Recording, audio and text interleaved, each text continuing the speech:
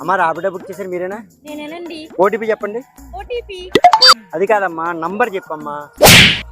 బట్రా నువ్వు నన్ను నెంబర్ అడుగుతున్నా? అది కాదమ్మా, మీరు ఎక్కడికి వెళ్ళాలమ్మా? నా మొగుడే నేను ఎక్కడికి వెళ్తున్నాను అడగడం, నువ్వు ఎవడవరా?